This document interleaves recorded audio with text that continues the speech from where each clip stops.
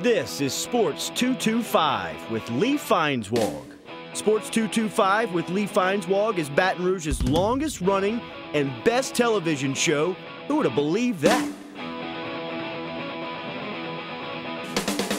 My best friend, Lee Feinswag, look at the Christmas. Sports 225 is brought to you by Breck. Remember, it all starts at Breck. Now, your host, Lee Feinswag.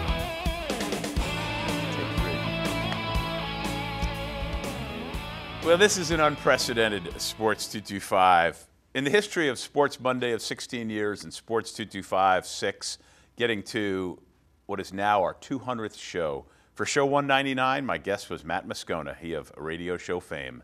My guest for show number 200, Matt Moscona, he of radio show fame. Yeah! Hold on. Wait. Look, last week when I was here, I said, why wouldn't you invite me for show 200, right? What a wonderful occasion. So He went shopping. We are making television history today, right? Aren't we? With no doubt. Show 200. Show So I figured 200. let's celebrate.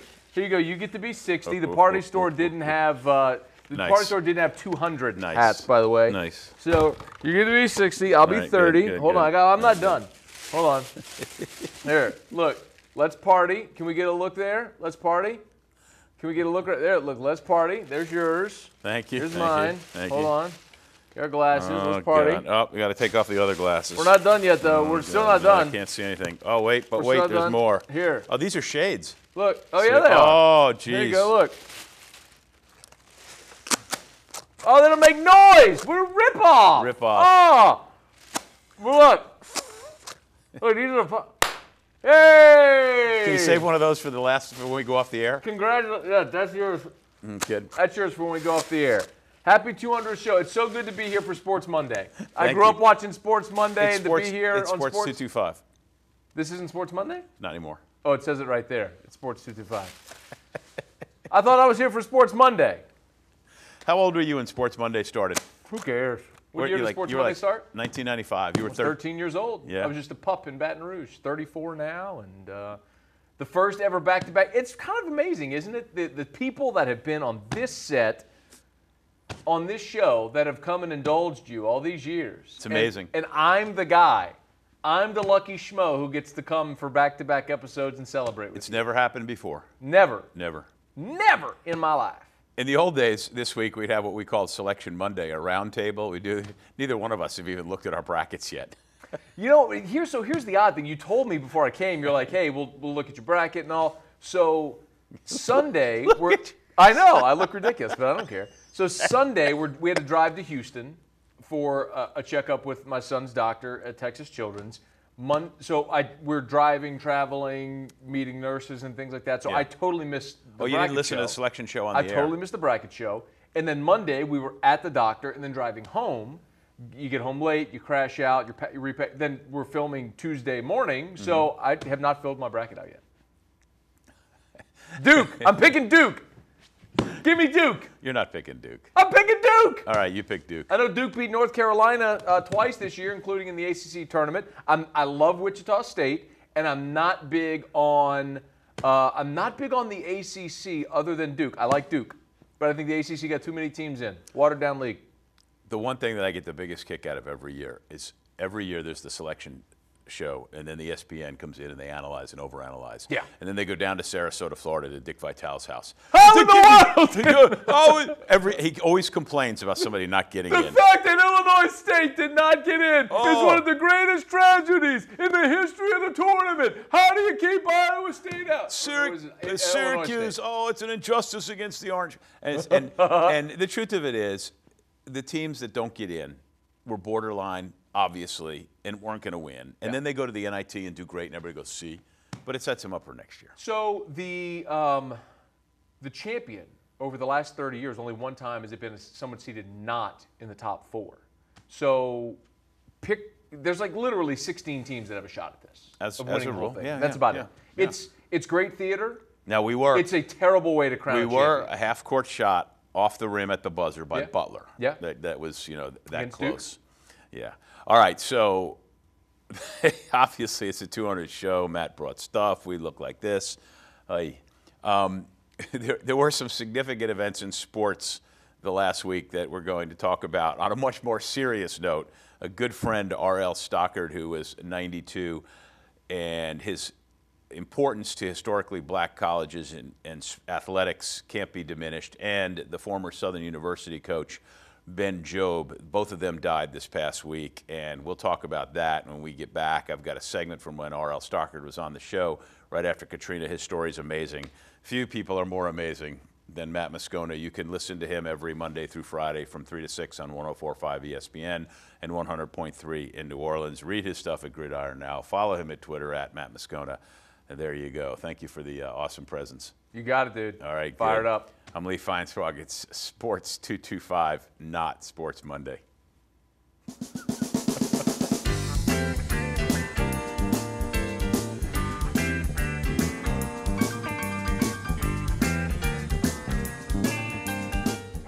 Hi, I'm Joe Martin, president of ITI Technical College. You know, you're not a number here at ITI. You're known by name. The staff and the instructors work diligently for your success because your success is our success. ITI is family owned and part of this community. Our 10-acre campus has been here for over 40 years. Let us evaluate your credits to determine if they'll transfer here. ITI is accredited by the Accrediting Commission of Career Schools and Colleges. ITI Technical College. Begin your journey for a better life. All right, we're back on Sports 225. Our goodies are still here. Matt Moscona is with me, but as I mentioned going into the break, historically black university athletics took a big hit last week with the death of former Southern University basketball coach Ben Jobe. I was his first beat writer at Southern. I got stories about that later. But also a man named R.L. Stockard, Russell Stockard, who many of you might not have ever heard of, but he was really important in so many ways. I'm going to let you see a clip from when he was on the show after Hurricane Katrina, and he had moved to Baton Rouge. Now, I got to tell you, he lived in New Orleans East. His house flooded. He was by himself. He had the great sense to, of all things, bring a hammer and a few other things, but forgot his eyeglasses, got up in his attic, broke through after 2 days out of the attic, then walked 12 miles to the Superdome. He was 80 at the time, 80 years old. He died last week at 92. Among other things, he was the first sports information director for the SWAC. He told me stories about back in the day in 1953, he was a graduate student at LSU, and the only other black person he had to talk to was a custodian. His story was just remarkable. He was a dear friend, but this segment was from when he got back to Baton Rouge after Katrina, and he talked about trying to get coverage for Southern University in the Advocate. Now, at that time, you were, you told me you were a professor at Southern. Yes. And you tell the story about how you got sports about Southern University into the Advocate. Well, in the 50s, Southern didn't get very much play. Southern University and its athletics did not get very much play in either the Advocate or the afternoon paper, the State Times. So the head football coach at Southern was Arnett Mumford, and the athletics director was Ulysses S. Jones.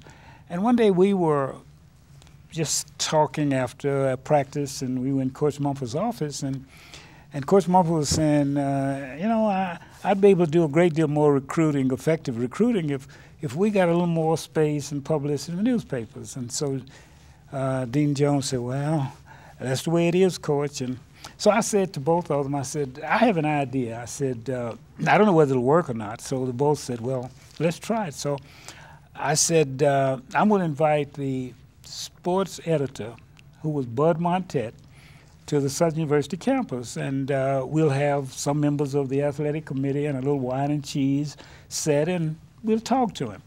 So after a great deal of sort of give and take between myself and Bud Montet. No, wait, I got to stop you the first time now. When he first approached Bud Montet, who, you know, I got to know Bud a long time. He died a few years ago, but he was retired from the Advocate, but still worked there when I was at the Advocate. He told Mr. Stockard that he had never been to Southern's campus. He said he didn't know where it was, and he didn't say it in jest or anything of that sort, and I believed him. So he seemed not to be willing to come out and talk to us, that is, the athletic committee, and he sort of put me off. And three times, and I think he saw that I wasn't going to forget it and give up on him. And he finally said, you know, I don't know where the campus is. So I felt that he was sort of thinking about coming and speaking with us and to us. And I said, well, Mr. Montette, I'll pick you up, you know, from the advocate office. It was on 3rd Street then. Yep. And I'll take you to the campus and I'll bring you back. So he didn't have an excuse at that point. And finally, he agreed to come. And he came and we talked about athletics and the newspapers. And finally, I asked him, I said, Mr. Montette, how can Southern University and its athletic program get more space in the advocate? And he looked at me very sincerely and seriously, and he said, I didn't think that many blacks read the paper. And I don't think he was joking at all. And I said, well, we've done a little checking, and you'd be surprised at the number of papers that are thrown in the black communities here in Baton Rouge. And he kind of swallowed a couple of times and changed his position in his chair. And he said, well, I tell you what. He said, I'm going to make a change. He said, but it won't be overnight now. Don't expect it to be overnight. And we began to see gradually a little more in the paper about Southern University's athletics, and a little more, and a little more. And it wasn't until he was no longer the sports editor, that real change came about. And the sports editor at the time, when a person was designated to Southern University. Yeah, a guy named Mike McKenzie assigned Joe Planis. All right, Joe Planis. Yeah. And from that point on, Southern University received a great deal of publicity in terms of its athletic events. And I can tell you now that Southern University, as a black historical college university, it receives more publicity from the Advocate than any other historical university, school in this country. And I'm talking about cities such as Atlanta, Houston, of course there's not one in Dallas, but Washington, D.C. Right. And that's a fact of life. Wow. Russell Stockert, he was 92. He was a dear friend. We used to go grab lunch together once in a while and talk about more politics than anything else, sports, life, and he has a wonderful family. My deepest thoughts go out to not only the family, but his wife, Mary. There's a picture we actually took at Golden Corral a couple of years ago after we were waiting online. I said, hey, let's get a selfie. I'll tell you one quick story. You guys can take the picture down. That's okay. At his 90th birthday party, most of his immediate family was in. His children, some dear friends, and all the grandkids, except for maybe one. Education was the single most important thing to Mr. Stockert for both him and his family, and he recognized that as the single most important thing to get ahead for anyone, but especially for African Americans. And there were so many multiple degrees in the room. I mean, I was embarrassed because I'd ever told him how bad of a student I was. Not then or ever did I tell him that. But there was one of the grandkids who they were giving a lot of grief to that day because he only had 1 degree. He didn't have a postgraduate degree, and they were giving him a hard time. Anyway, R.L. Stockert, I'll tell you one quick thing. We have more from that interview from when he was on the old Sports Monday, and that includes him telling the story about the famous behind-the-scenes, not publicized until there was a documentary about it, which wasn't real, between St. Augustine and Jesuit playing high school basketball in the 60s. And I'll put all those, all 3 clips from those segments up on YouTube on the Sports 225 channel. Anyway, when we get back, Matt Moscona is here, and we'll resume the inane thing that is Sports 225. We'll be right back.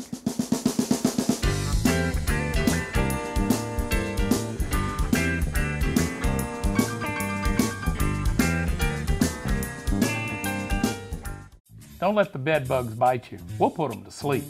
Bed bugs can be transported from most anywhere. Hotels, department stores, even a friend's house. We've got the bead on bed bugs. Call the bug man today. Call 923-BUGS. That's great. I love that. We're back on Sports 225, where March Madness is taking on its whole different turn. I really appreciate you going to the party store. I hope we can use some of this stuff again. You know? Yeah. Look, and some of it is generic enough. It just says, let's party, so maybe you could save it for your 300th show. Well, from when you were on the show the last time. Last week? Yes. We both agreed that the next time that we would see each other, unfortunately, Johnny Jones would not be the basketball coach at LSU. Yeah.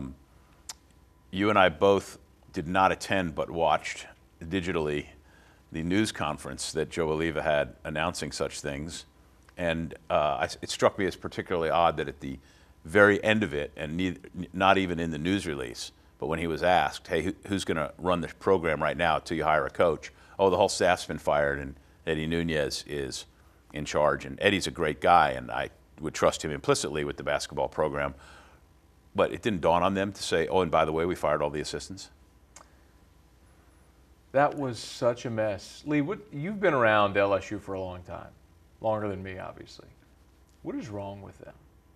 Like that's not even in jest. No, they're failing public relations 101 for starters. And what's amazing is that if you go back to last November with the Les Miles fiasco, to November of 2015, the number of public relations disasters, from the Miles, isn't he fired, through that offseason, into the Florida debacle this past year, Les ultimately being fired, botching the hiring, and ultimately, the release during the Texas A&M game, the leak of the Tom Herman story, then into hiring Orgeron, now this basketball season. And that press conference last week, Lee, was a total contradiction. It was 6 very awkward minutes, and I don't understand how someone didn't say to Joe Oliva, hey, let's sit down and practice what questions you're going to get if you're going to go answer questions.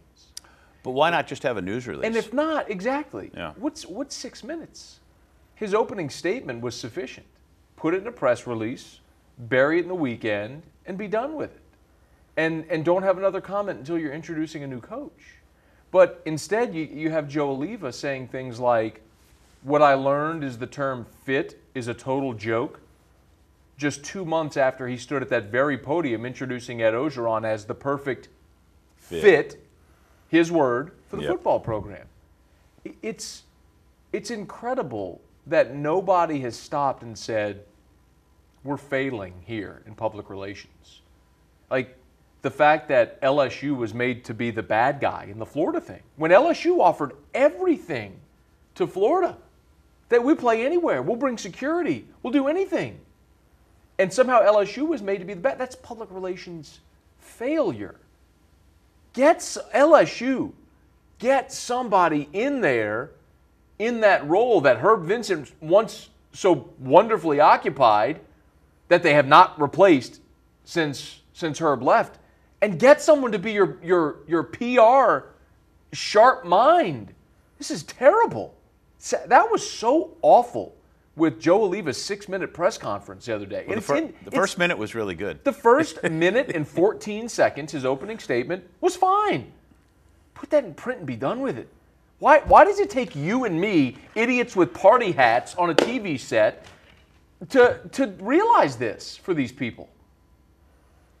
Why, Lee? I was fine with you until you called me an idiot. What? Okay, I'm the idiot. I'm the one who brought the party hats. I'm the idiot. I don't disagree with you. I got to tell you a quick story though, because I know how. So he's not wrong, and he and I have talked about this, and I agree with him. And we can only hope that LSU makes a really good basketball hire. But in this awkward transition, with the remaining minute that I have left in this show, I got to tell you a quick story. With the passing last week of Ben Jobe, I was the Southern University basketball beat writer when Bob Hopkins left for Grambling, and they hired a guy named Ben Jobe. And we were at Jackson State. Southern played at Jackson State. So this is like the 1986-87 season, maybe the 87-88 season. And they had a kid named Lester Fonville, a 7-footer for Jackson State, who couldn't walk and chew gum at the same time, but he could block shots. He ended up getting drafted by the Portland Trailblazers, never made it in the NBA. But I remember interviewing him after the game. First, I went to the Jackson State side, said, Lester, good night tonight on defense. I think he had 12 blocks. And he looked down at me and he goes, I'm a block shotter, and I'm going to continue to be a block shotter. And I looked up at him and I said, yes, you are. At which point I went over to the Southern locker room, and Ben came out, and there was me and the guy from Channel 9, cameraman. And I said, thoughts about the game? And he goes, electronic media first. And I looked at him and I said, don't say that. You'll make an enemy out of me. And we were already on the track to not being good buddies at that point. It was contentious. And he looked at me and said, we are enemies by birth. Well, that was the beginning of the end, and things got really, really ugly, and it would take way longer than this show has to tell you the whole story. The oddest thing was, well, then the next year, so it had to be the 86, 87 season, because the 87, 88 season, he wouldn't let his team talk to me. And they were a really good team. They took Kentucky to the limit in the NCAA tournament in the first round. That was a team with Avery Johnson, Kevin Florent, guys who were like legit. Mm-hmm. And I never spoke to him or the entire team. But then one day, about 10 years later at a Final Four, he saw me, hugs, kisses, and we were best of buds ever since. And we got to go to break, and I'll leave you with this picture that we took when Avery Johnson was in town a few years ago, and they renamed the floor the Avery Johnson floor at Southern University. And Ben and I took this picture, and you can see if you remember the video from when I had R.L. Stockard on, and the length of my hair, and then that. So I've gone the full gamut. All right, take that picture off. Anyway, Ben and I, we ended up cool, and who knows? You stick around long enough and people get old, and I used to enjoy seeing him, and his impact on basketball is well documented as well. All right, we got to go to break. We'll never have enough time to finish the show. He's Matt Moscona. I'm Lee Feinswag. It's Sports 225.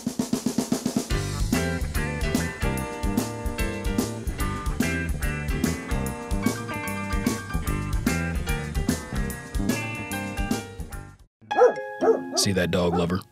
About to unleash the terror hound on these friendly, unsuspecting canines? Well, I'm the human dislike button, and I see it too. Easy there, Cujo. Taking part in a dog socialization program at a shelter or pet store can help nip this problem in the bud. And no matter how well socialized your pet is, cleaning up the little rays of sunshine they leave in their merry wake is your responsibility. To learn more about me, go to breck.org/HDB. Do not adjust your television set. Yes, this is real. We only got about a minute left because we went so long with the other stuff. This is the 200th Sports 225. We did over 600 of Sports Monday. Matt Moscona, thank you very, very much. I couldn't make this up if I tried. Thanks to the guys at JCW for directing the show. Thank you for watching.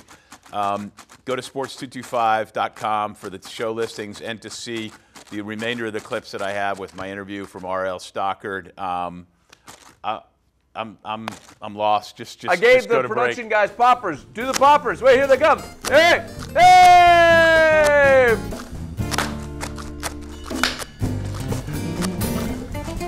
You just came from out of virtual. At carnival time, by Baton Rouge Get out of here, both of you. That's the site of my story. Your boy was half cut off. Spanish Town, Mardi Gras, things can get blurry. See the mowers marching, prizes fill the sky. This Spanish Town Mardi Gras, may it never die. Poetry was everywhere, sweet music filled the air, and just then she glanced my way next to Baton Rouge Bay. Down